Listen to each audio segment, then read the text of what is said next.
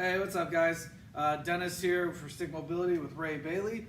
Today we are going to show you guys the Dunphy Squat. It's going to really access proximal stability, so you get all that distal mobility, so you can drop down in that deep squat that you haven't been able to get into. So Ray's going to set up to his usual comfortable squat position, his standard position. The difference here is he is going to take the stick and he is going to anchor it to a point, into an anchor point above. So what he's going to do from this position is once he has that set, he's going to set his hands about belly button level or slightly below. All right. Once you're in this position, get used to just with the reaction when you start to push the stick up into that anchor point elevated above you. Once you've done that, you're going to feel this posterior chain really lock in. You're going to feel those feet really start to interact with the ground. Once you've gotten that feel, then you start to begin the actual process of squatting. So Ray's going to start to maintain that upward drive. He's pushing about 50–60% intensity.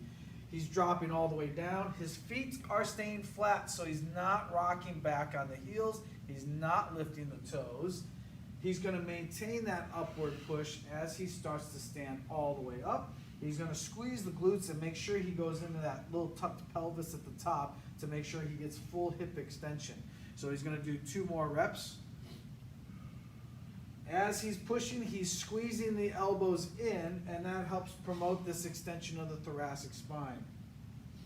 Make sure you're breathing while you do this. Don't hold your breath.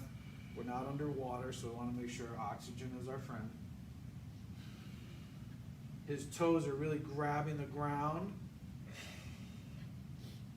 You can start to intensify how hard you're pushing. You can start at 40–50% and then work your way up into a much more strength training base when you get in that 70–80% rate of perceived exertion. So that's the Dunphy Squat.